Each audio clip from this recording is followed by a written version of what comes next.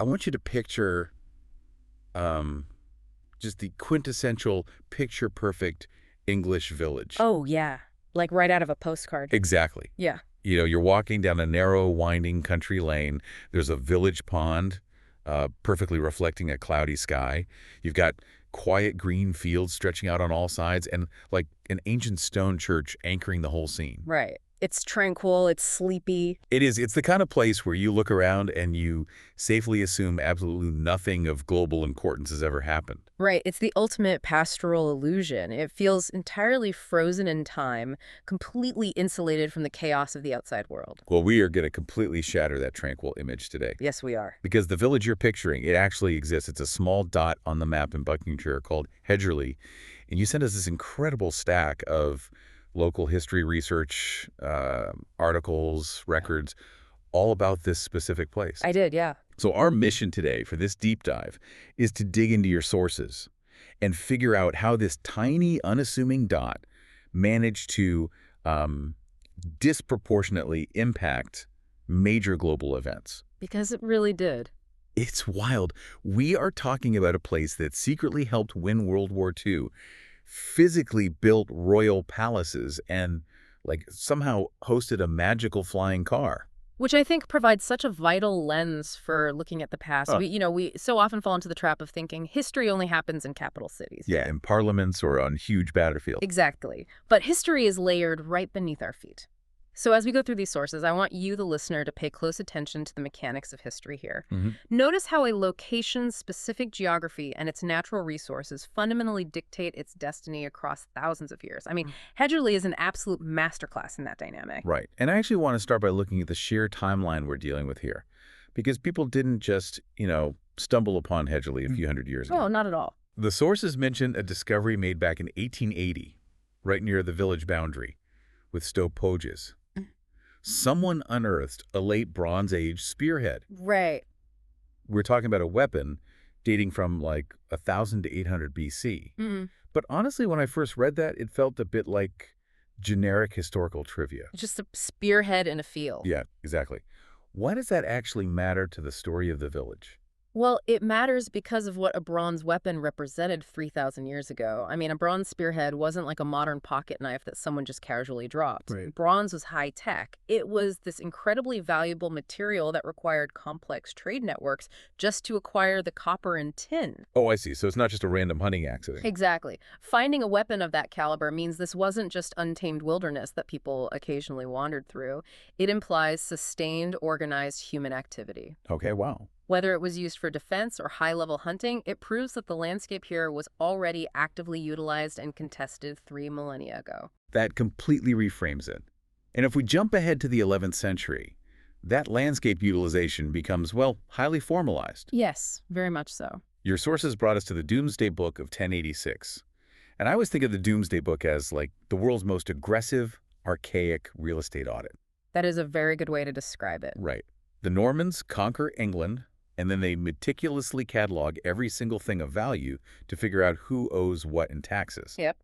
And Hedgerley is on the books. It's recorded as having 3 hides of land, which I understand is roughly enough land to support 3 extended households. Correct.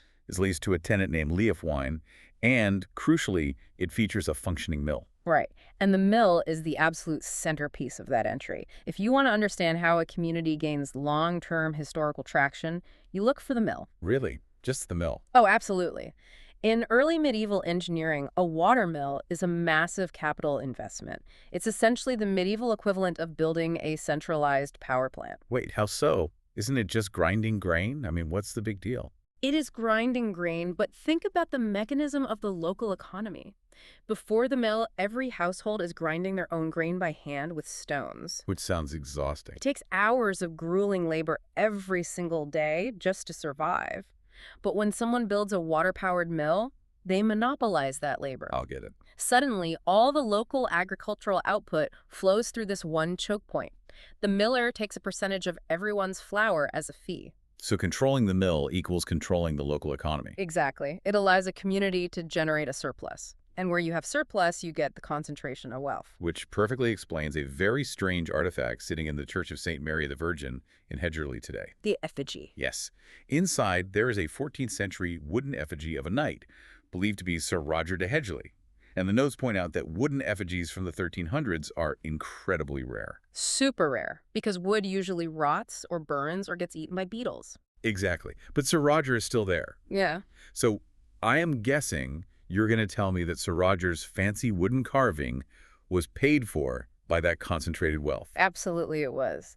The effigy is a tangible output of that agricultural monopoly. Wow. By the 14th century, the local lords of Hedgerley had accumulated enough generational wealth from the land that they could afford to commission highly specialized artisans. So they weren't just surviving anymore. Right. They weren't just focused on getting through the winter. They were affluent enough to purchase legacy and art.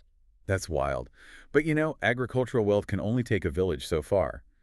As I read through the research, it seems like Hedgerley's next major leap onto the historical stage and its ties to the crown came not from what it could grow on the topsoil, Right. but what it was forced to endure and later extract from beneath it. Yeah, we are definitely moving into a much more volatile era here. Extremely volatile. In October 1642, the English Civil War is kicking off, and Hedgerley gets dragged right into the center of the conflict. It really does. The records show that Prince Rupert's royalist cavalry camped in the immediate vicinity of the village right before the pivotal Battle of Edgehill. And we are talking about thousands of troopers. Thousands. But again, it's hard to grasp the reality of that from a dry historical note. What do thousands of cavalrymen actually do to a village like this? Think about the terrifying logistics of that moment. A village like Hedgerley might have had a few hundred residents at most. Oh, Suddenly, an army of 3,000 men and 3,000 massive war horses descends upon you. oh my God. And this isn't a modern army with sophisticated supply chains. They forage. They take what they need.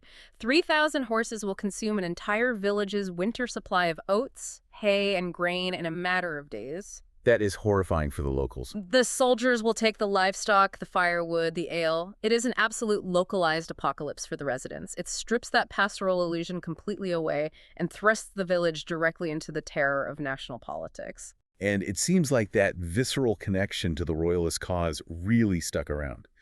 We have Sir Richard Bulstrode, born in Hedgerley in 1610. Yes, quite a character. He fights for King Charles I, suffers an 18-year exile when the parliamentarians take over, but manages to survive and serve as an English envoy in Brussels until 1705. He lived to be 101 years old. Which is astounding for that era. And in 1615, Sir John Denham is born in the village, son of King James I, Lord Chief Justice. He goes on to write a massively influential poem called Cooper's Hill. It demonstrates that Hedgerley was producing both the muscle and the mind of the royalist cause during the 17th century. Yeah. But while its notable sons were off fighting wars and writing poetry, the geography of the village itself was preparing to physically build the next era of the British Empire. Okay, this is the part of the research that genuinely confused me. The bricks. Yes. Starting in the 18th century, Hedgerley becomes a massive center for brickmaking. The sources highlight the 1876 formalization of the Hedgerley Brick and Tile Company Limited. Right. And the standout fact is staggering. Hedgerley bricks were transported to London and used to construct the early 19th century incarnation of Buckingham Palace. Buckingham Palace. But I need you to explain the logistics of this to me. How does a small village manufacture and transport enough bricks to build the seat of the modern British monarchy? Well, it requires completely reimagining what the village looked like. Forget the quiet green fields for a moment. Okay. To make that many bricks, Hedgerley had to become a smoky, relentless industrial zone. The clay in that specific region of Buckinghamshire is exceptional for brickmaking. Oh, so it's the geography again. Exactly. And the process was brutally physical. Laborers would hand dig massive pits of clay. They used horse-driven pug mills, which are essentially giant churning barrels, to mix the clay with water and ash. Just nonstop physical labor. Yes. Then thousands of bricks were hand-molded and fired in enormous kilns that burned coal and wood 24 hours a day. It filled the air with thick smoke. So it was an industrial hellscape, basically. In many ways, yeah. It was heavy, dirty industry happening right in the middle of the countryside.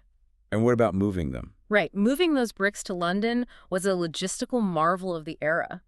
Before the extensive railway network, they would have relied heavily on horse-drawn carts, taking massive loads over rough roads. That must have taken forever. It did. They'd take them down to the River Thames or early canal systems where the bricks were loaded onto barges and floated directly into the heart of London. Wow. It perfectly illustrates the hidden mechanics of the Industrial Revolution. We think of factories in London, but the raw physical substance of the empire, the actual walls of Buckingham Palace, were dug out of the ground by rural muscle in places like Hedgerley. That completely changes how I view the village. But, you know, as fascinating as the bricks are, they only provided the physical walls for the monarchy. No. A century later, during World War II, Hedgerley would be called upon to provide an invisible shield for the entire nation. Ah, yes. The Secret War. And looking at the stack of military operations you provided in the sources, I mean, I am overwhelmed. There's a lot. The sheer density of acronyms and secret projects listed for this one tiny area between 1939 and 1945 is absurd. It is arguably the most clandestine, high-stakes chapter of the village's entire history. Okay, I need your help unpacking how this all functioned. Let's start with Hedgerley Common. Okay. The notes say it hosted a clandestine Y station that intercepted German Luftwaffe radio communications and sent them to the codebreakers at Bletchley Park. Now, I know Bletchley Park cracked the Enigma code, but what actually happens at a Y station? So a Y station is the critical front line of the intelligence war. Bletchley Park couldn't decode messages if they didn't have the messages in the first place, right? They need the raw data. Exactly. At Hedgerley, they set up these discrete wooden huts filled with sophisticated radio receivers and massive wire antennas strung up through the crees. In the woods. Yeah. Inside, you had operators, often brilliant young men and women, sitting for hours in headphones, desperately tuning in to faint, static-filled Morse code broadcast by German bombers and command centers. That sounds incredibly stressful. It was. They transcribed these raw signals by hand, just line after line of gibberish, and then dispatch riders on motorcycles would physically rush those transcriptions through the blacked-out country lanes to Bletchley Park for decryption. Wow. So they are essentially vacuuming up the invisible data of the war. Yes. But that wasn't their only trick. The sources mentioned a Q-site airfield operational by 1940. When I first read that, I pictured like a giant camouflage net, like the village was wearing a ghillie suit to hide from bombers. But that's not right, is it? No, it is actually the exact opposite of camouflage. A Q-site is essentially a honeypot, a digital honeypot for bombers. Okay, how does a 1940s honeypot work? During the Blitz, German bombers navigated at night. They were looking for the faintest visual cues of Royal Air Force bases, maybe a poorly blacked out hangar door, or the specific pattern of runway flare paths. Because it's pitch black down there. Exactly. The British realized that instead of just hiding the real bases, they needed to give the Luftwaffe something fake to bomb. Oh, wow. So at the Hedgerley Q site, they laid out miles of electrical wire in empty fields. They built dummy aircraft out of wood and canvas. Fake planes. Fake planes. Most brilliantly, they created intricate lighting arrays that mimicked the careless light leaks of an active airfield. From 10,000 feet up in the pitch black, a German bombardier couldn't tell the difference. That's insane. They would drop their payloads on an empty Buckinghamshire field, saving the real RAF bases and the surrounding towns from destruction. That is brilliant. They're actively trying to get bombed. But the irony is, while they are faking an airfield to absorb damage, they are secretly using real aircraft in Hedgerley Park to develop the technology that will actually stop the bombers. Yes, the radar. Right.